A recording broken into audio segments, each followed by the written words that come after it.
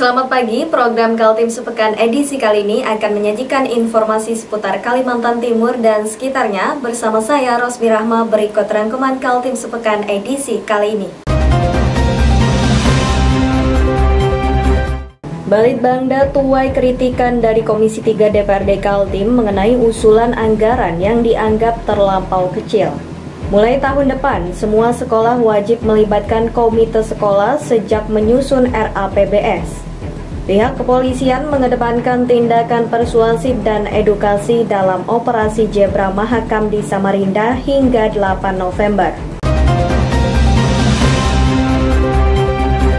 Kita awali Kaltim Sepekan edisi kali ini. Ketua Komisi 3 DPRD Kaltim Hasanuddin Mas'ud mengkritik Badan Penelitian dan Pembangunan Daerah Kalimantan Timur yang mengusulkan anggaran kepentingan riset hanya sekitar 7,5 miliar rupiah pada APBD tahun 2021. Padahal para registrator punya obsesi instansi itu memberikan sumbangsi penting sebagian otak dan pemikiran pembangunan daerah. Berikut informasinya. Usulan anggaran itu disampaikan Kepala Balitbangda Badan Penelitian dan Pembangunan Daerah Kalimantan Timur, Abdullah Sani, pada rapat anggaran di DPRD Kaltim bersama dengan Komisi 3. Terungkap instansi yang bergerak dalam bidang riset itu mengusulkan anggaran hanya sebesar 7,5 miliar. Kepada wartawan, Ketua Komisi 3 Hasanuddin Mas'ud mengaku kaget jika instansi yang dianggap penting itu ternyata hanya memprogram anggaran sebesar itu. Jadi kita juga agak kaget ternyata pagunya kecil, 7,5 miliar saja. Padahal kalau kita dari Komisi 3 menganggap Litbang ini kan penelitian dan pengembangan daerah. Nah ini kita tadi sorotin kenapa sangat kecil. Nah ini yang sementara kita bicarakan. Harapan kita Litbang itu menjadi otak dan pemikiran pembangunan di daerah. Mungkin ke depan kita mau minta anggaran ini diangkat lah, termasuk hak intelektual. Itu hanya 36 juta.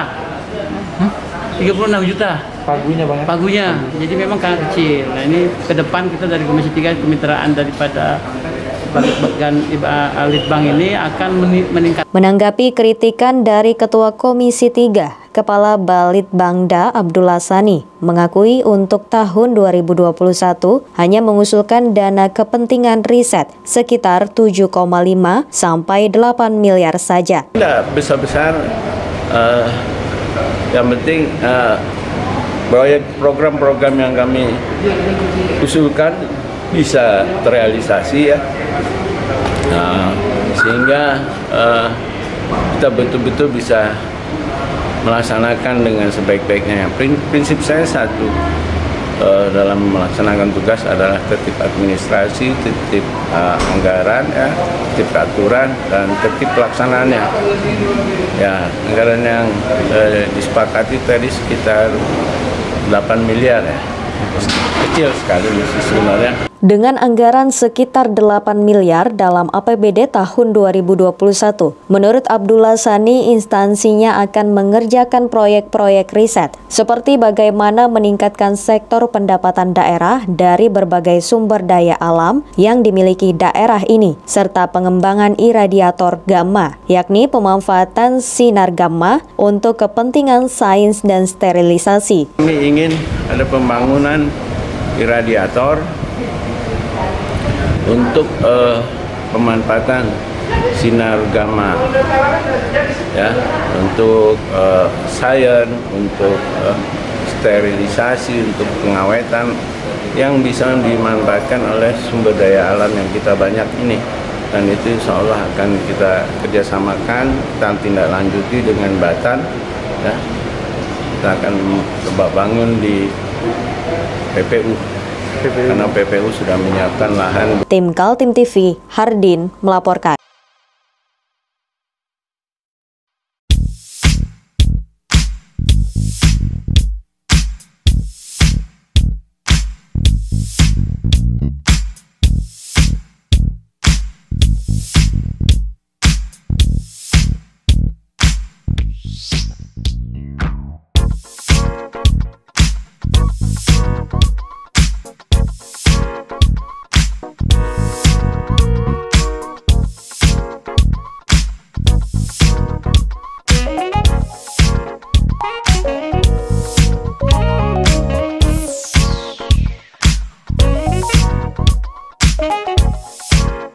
Operasi Zebra Mahakam mulai dilaksanakan jajaran polisi lalu lintas Polresta Kota Samarinda, salah satunya di depan Terminal Sungai Kunjang. Namun pihak kepolisian lebih mengedepankan tindakan persuasif dan edukatif. Agak berbeda dengan operasi Zebra Mahakam sebelumnya. Pada masa pandemi COVID-19, jajaran Polresta Kota Samarinda lebih mengutamakan mendisiplinkan warga pengendara kendaraan. Para sopir dan pengendara sepeda motor diberikan edukasi terkait penggunaan safety belt, larangan menelpon sambil mengemudi hingga memakai masker sebagai bentuk mencegah peredaran virus corona. Operasi Zebra Mahakam sudah dimulai 26 Oktober dan berlangsung 2 minggu hingga 8 November. Namun, di balik aksi pendisiplinan pengendaraan kendaraan bermotor, disisipkan juga kegiatan sosial seperti membagi masker dan penyemprotan disinfektan pada kendaraan-kendaraan. Di Terminal Sungai Kunjang Samarinda, jajaran Satlantas Polresta Samarinda bersama relawan melakukan penyemprotan terhadap bis angkutan luar kota. Penyemprotan disinfektan mulai dari bagian luar mobil hingga di dalam mobil. Kegiatan sosial lainnya berupa tes urin, ini untuk mengetahui secara acak bagaimana kecenderungan pengendara, apakah ada yang memakai narkoba. Dari 15 sampling yang dites urinnya, kata Kasat Lantas Polresta Samarinda Kompol Ramadhanil, semuanya negatif. Operasi Zebra Mahakam 2020, yang mana untuk operasi Zebra kali ini kami dari kepolisian lebih memfokuskan terhadap kegiatan preemptif dan preventif guna menekan angka kecelakaan lalu lintas maupun penyebaran COVID-19. Nah, kayak sekarang di Terminal Sungai Kunjang, kami dari Satlantas Polresta Samarinda bekerjasama dengan Dinas Perhubungan dan relawan-relawan yang ada di Kota Samarinda ini melaksanakan kegiatan preventif guna menekan angka kecelakaan lalu lintas dan penyebaran COVID-19, yang mana kami melaksanakan kegiatan pengecekan kesehatan bagi sopir-sopir angkutan umum, sekaligus kita juga melaksanakan pengecekan urin secara sampling kepada sopir-sopir apakah ada yang terindikasi pengguna narkoba. Dan kami juga melaksanakan kegiatan pengecekan kelayakan kendaraan bersama Dinas Perhubungan dan bersama rekan-rekan relawan yang ada di Kota Samarinda, kami melaksanakan penyemprotan cairan disinfektan kepada kendaraan angkutan umum sehingga mungkin dapat mengurangi virus-virus yang mungkin menempel di kendaraan. Tim Kaltim TV, Hardin melaporkan.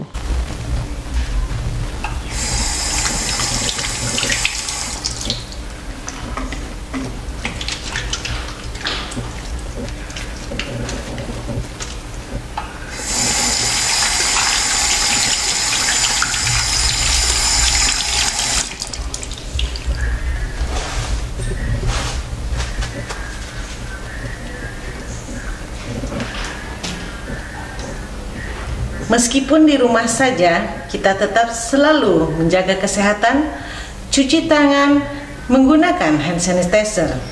Ingat, mulailah dari diri sendiri. Kritik terhadap Badan Penelitian Pembangunan Daerah atau Balitbangda Kalimantan Timur ternyata tidak hanya terkait usulan anggarannya yang dianggap terlampau kecil, tapi juga tidak hidupnya kemitraan lembaga itu dengan para pihak seperti Dewan Riset Daerah yang dulu pernah ada. Badan Penelitian Pembangunan Daerah Kalimantan Timur kini dipimpin Abdullah Sani menjelang penyusunan rencana APBD Kaltim tahun 2021. DPRD mengundang instansi itu untuk mengetahui lebih jauh apa yang akan dilakukan Balitbangda tahun depan. Ketua Komisi 3 Hasanuddin Mas'ud mengkritik Balitbangda yang mengajukan anggaran terlalu kecil, hanya sekitar 8 miliar rupiah. Ekspektasi anggota Komisi 3 cukup tinggi terhadap Balitbangda yang membayangkan lembaga itu sangat strategis sebagai otak dan pemikiran yang menjadi sumber kebijakan Pemprov Kaltim ke depan. Jadi kita juga agak kaget ternyata pagunya kecil, 7,5 miliar saja. Padahal kalau kita dari Komisi 3 menganggap Litbang ini kan penelitian dan pengembangan daerah. Nah ini kita tadi sorotin kenapa sangat kecil. Nah ini yang sementara kita bicarakan. Tidak hanya Hasanuddin Mas'ud yang memiliki ekspektasi tinggi terhadap peran dan fungsi Balitbangda, tapi juga anggota DPRD lainnya Sarkowi Fezahri. Menurut politisi dari Partai Golkar ini, Balitbangda perlu menghidupkan kembali Dewan Riset Daerah yang sudah lama mati lantaran tidak ada yang mengurusnya. Dewan Riset Daerah adalah lembaga yang diisi oleh orang-orang yang memiliki kompetensi dalam berbagai bidang, selain para akademisi juga kalangan profesional. Di bawahnya Litbang itu kan selama ini ada mitra yang disebut dengan Dewan Riset Daerah. Jadi Dewan Riset Daerah itu melakukan kajian, pengkajian berbagai macam hal, isu-isu strategis yang ada di Kalimantan Timur, yang di dalamnya Dewan Riset itu ada para pakar ya, lintas stakeholder. Jadi ada dari akademisi, ada pelaku usaha, ada guru, ada politisi, ada praktisi. Nah, kita tadi minta kepada Litbang supaya Dewan Riset Daerah Kalimantan Timur itu kembali diaktifkan. Karena sejak tahun 2015 itu tidak aktif lagi sampai sekarang. Nah, sementara perannya sangat ditunggu dan di dalam forum-forum nasional dan internasional, provinsi di Indonesia itu Dewan Risetnya berkembang. Tim Kaltim TV, Hardin melaporkan.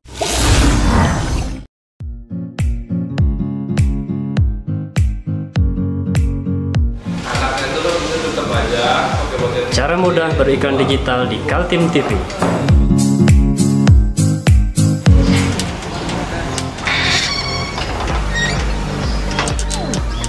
Yang pertama, jadilah sahabat Kaltim TV.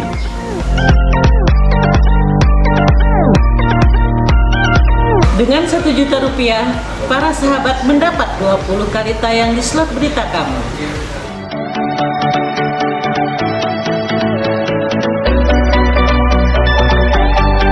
Dengan 20 detik dapat menjangkau 20.000 penonton.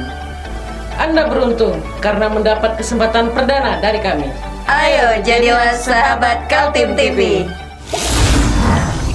Kita beralih untuk informasi selanjutnya.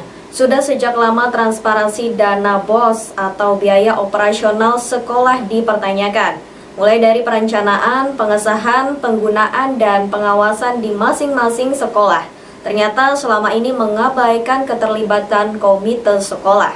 Protes itu datang dari Budi Suyanto. Dia adalah Ketua Komite Sekolah mewakili orang tua murid SMK Negeri dan SMA Negeri di Kota Samarinda. Kebetulan saya sendiri sebagai Ketua Forum Komite Sekolah SMAN dan SMKN di Kota Samarinda, kawan-kawan juga saya komunikasikan, ya menurut dugaan saya itu sekitar 90%-an tuh mereka memang tidak diikutsertakan, Pak. Nah, mengenai ketidakdiikutsertaan komite sekolah dengan kepala sekolah tentang pembuatan RAPBS itu mengapa dan bagaimana, itu kemungkinan Bapak bisa konfirmasi di kepala sekolah. Ya, memang selama ini Kadis Pendidikan Provinsi itu juga menyarankan bahwa setiap RAPBS, laporan RAPBS harus ada tanda tangan daripada komite sekolah. Tapi selama ini kan tidak ada tanda tangan dari komite sekolah, Pak.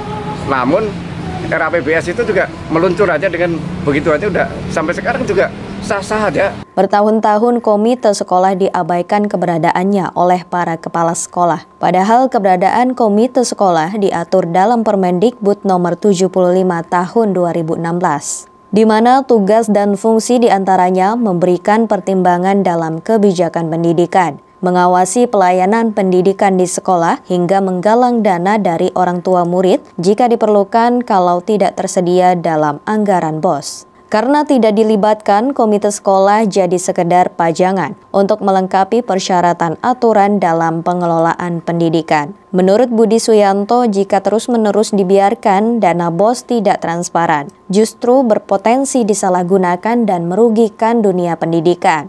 Keluhan pihak komite sekolah ternyata mendapat respon dari Kepala Dinas Pendidikan Kaltim Anwar Sanusi. Dia mengakui ada masalah itu dan sudah dibenahi. Mulai tahun depan, semua sekolah wajib melibatkan komite sekolah sejak menyusun rencana anggaran pendapatan dan belanja sekolah atau RAPBS hingga pengawasan. Mulai saya di Dinas Pendidikan sudah saya sampaikan, seluruh anggaran yang dibuat oleh sekolah, yang diajukan oleh sekolah, hukumnya wajib guru tahu, komite tahu, anak sekolah dilibatkan, khususnya pengurus OSIS, kemudian stakeholder yang lain, bahkan LSM kalau mau libatkan, tidak ada masalah. Ya, terus nanti itu di sekolah itu ada ditulis berapa penggunaannya anggaran itu sekian-sekian, itu dibuatkan pengumuman. Harus gitu. Mulai 2001, 2020 kemarin udah saya sosialisasikan. 2021 keterlibatan penggunaan anggaran adalah pembuatan anggaran itu rencananya guru dilibatkan, kepala sekolah, orang tua murid, komite, kemudian anak-anak kesiswaan khususnya pembina pengurus OSIS, kemudian Dewan Pendidikan. Kalau mau LSM yang pendidikan, tapi LSM tidak pendidikan jangan, saya tidak mau. Didesak bagaimana dengan masalah yang telah terlanjur terjadi di mana dana BOS dikelola tidak transparan dan rawan masalah hukum. Kadis Pendidikan Kaltim meminta agar masalah yang telah terjadi diakhiri dan tidak diulang lagi. Yang dulu oke lah, kita itu kalau mau merubah sesuatu jangan drastis. Kemarin masih saya beri kelonggaran. 2021 seperti yang saya sebutkan tadi harus sudah ada. Yang tidak dilibatkan untuk menandatangani itu kalau DPA, RKA itu tidak dilibatkan. Tetapi di sekolah itu ada namanya RAPBS, Rencana Anggaran Belanja Sekolah. Nah itu komite sekolah nandatangani. Yang di situ. Tim Kaltim TV melaporkan.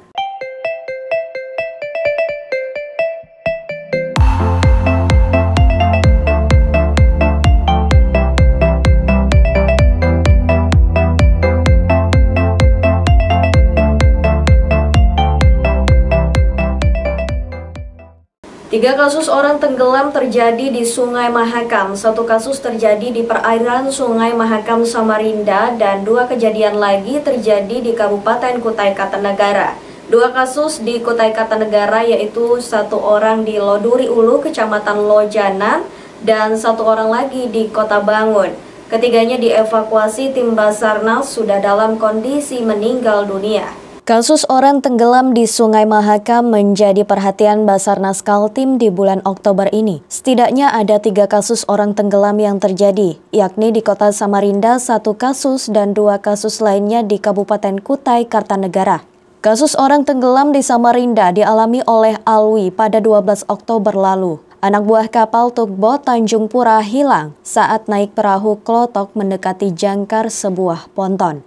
Perahu kelotoknya pecah tergencet ponton sementara Alwi hilang dan baru ditemukan sudah jadi mayat 3 hari kemudian. 2 kasus orang tenggelam lainnya terjadi di Kabupaten Kutai Kartanegara. 1 kasus dialami oleh Mateus Bare Lamberto di Lojanan Ulu, Kecamatan Lojanan. Mateus berusia 49 tahun ditemukan hari Minggu 25 Oktober setelah 4 hari hilang tenggelam. Sedangkan kasus lainnya dan terbaru diumumkan oleh Basarnas adalah dievakuasinya mayat Syarifuddin di Sungai Mahakam sekitar Kota Bangun, Kabupaten Kutai Kartanegara. Syarifuddin adalah penyelam tradisional yang jasanya sering diberdayakan para pemilik kapal. Syarifuddin pada hari Sabtu lalu menyelam memasang baut kemudi kapal. Pekerjaan itu mengharuskannya menyelam, namun ternyata tidak timbul-timbul lagi. Mayat Syarifuddin baru ditemukan tim SAR pada Senin 26 Oktober 2020. Baik Pak, bisa diinformasikan untuk penemuan korban hari ini Pak?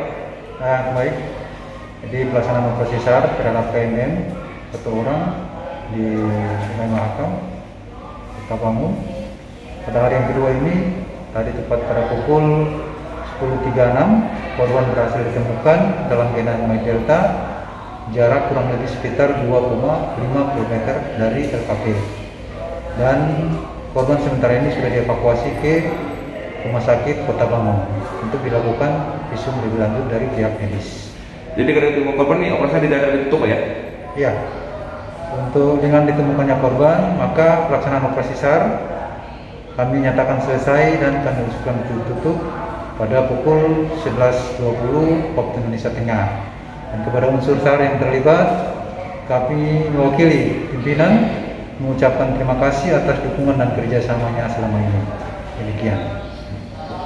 Tim Kaltim TV melaporkan.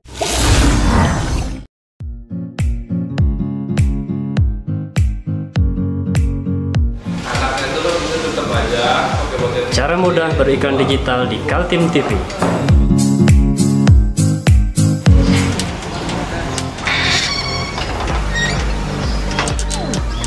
Yang pertama, jadilah sahabat Kaltim TV.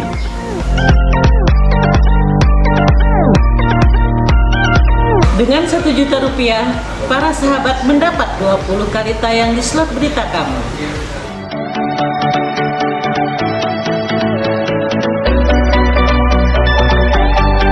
Dengan 20 detik dapat menjangkau 20.000 penonton. Anda beruntung karena mendapat kesempatan perdana dari kami. Ayo jadilah sahabat Kaltim TV. Inilah problematika anggaran yang terjadi di Kalimantan Timur, salah satunya Dinas Kehutanan yang pada tahun 2020 berpotensi menumpuk silpa atau sisa lebih perhitungan anggaran sebesar 107 miliar rupiah. Masalahnya ternyata bukan karena tidak mampu membelanjakan. Rapat dengar pendapat Dinas Kehutanan Kaltim dengan DPRD Kaltim membuka persoalan anggaran yang dialami instansi itu. Pada tahun 2020, total dari anggaran yang dialokasikan bakal tak mampu dibelanjakan, sebesar 107 miliar rupiah. Kepala Dinas Kesehatan Kaltim Amrullah berkelit, terjadinya sisa lebih perhitungan anggaran atau silpa itu lantaran terhalang aturan dari pemerintah pusat, khususnya 3 kementerian, Keuangan, Kehutanan, dan Menteri Dalam Negeri.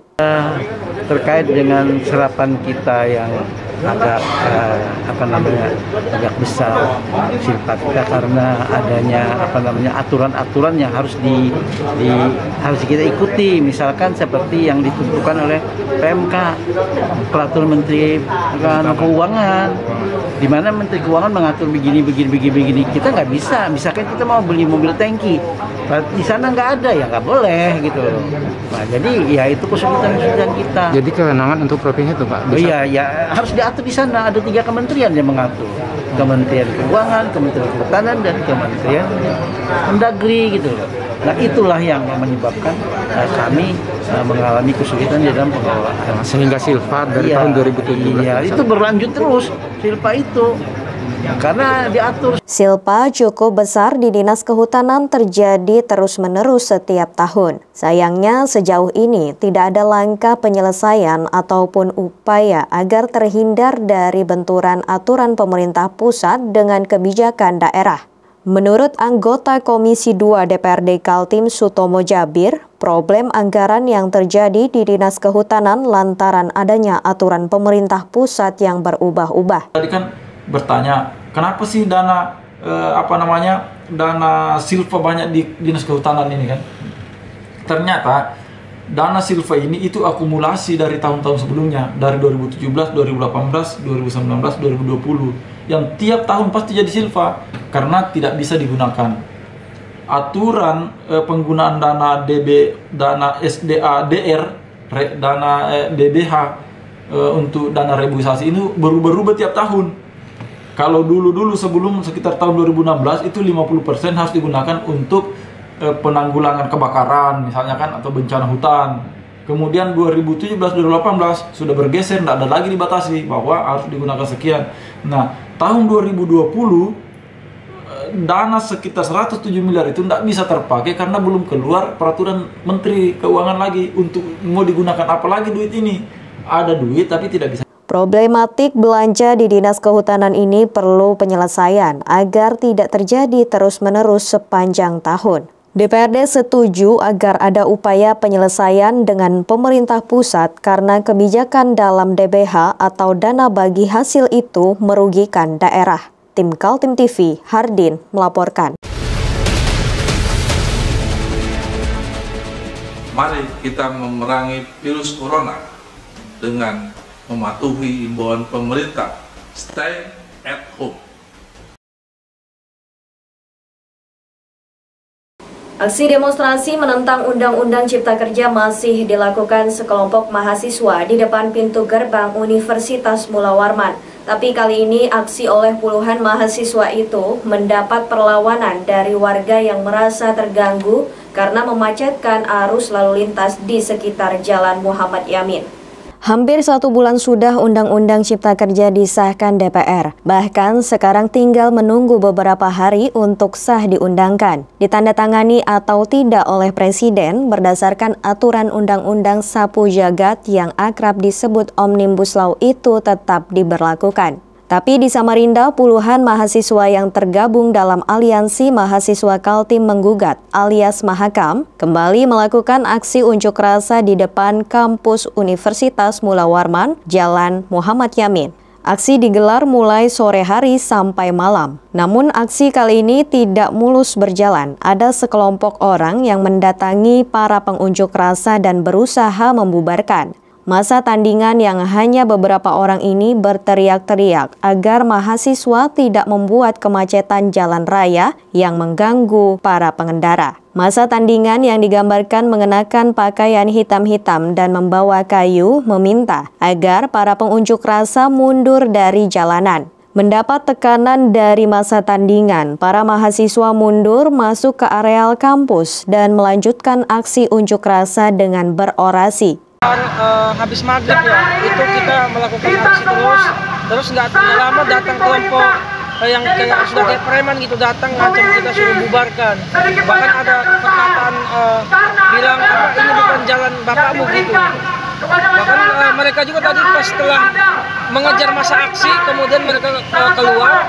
Setelah itu mereka bilang tunggu aja, kalian di sini kami akan kembali dengan nada-nada ancaman gitu. Apa saja ancaman yang dilontarkan? Ancaman tadi ya, mereka suruh kita harus bubar paksa. Terus juga mereka bilang suruh kita tunggu sini, mereka akan kembali mengancam kita. Tapi kan kita tanggapi bahwa kita ini aksi nggak melakukan juga keributan. Bahkan mereka juga ini bilang ini jalannya masyarakat, kalau aksi di depan aja. Ya sudah, dari situ kita kembali untuk aksi di sini lagi. Kabarnya ada yang bawa batu dan kayu gitu. Ada kayu tadi. Nah itu tadi mereka membawa kayu. Ada 2 orang tadi itu membawa kayu. Bahkan ada teman-teman yang melihat tadi salah satu ada yang membawa benda seperti pistol. Mereka juga membaca puisi dan menyanyikan yel-yel mahasiswa. Dalam aksi yang mengundang perhatian warga itu, para pengunjuk rasa melakukan teatrikal, membakar keranda bertuliskan tolak Omnibus Law. Mereka juga membaca puisi dan menyanyikan yel-yel mahasiswa. Tim Kaltim TV, Heriman melaporkan.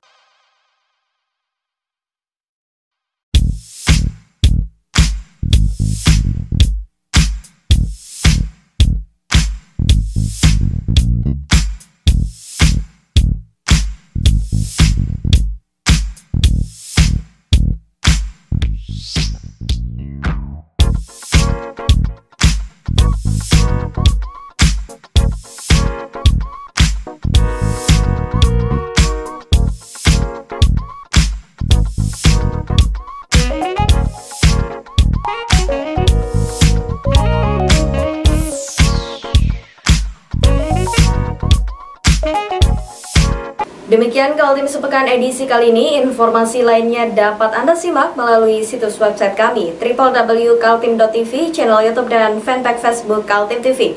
Jangan lupa untuk selalu patuhi protokol kesehatan. Saya Rosmi Rahma bersama kerabat kerja yang bertugas pamit undur diri. Selamat pagi, selamat beraktivitas dan sampai jumpa.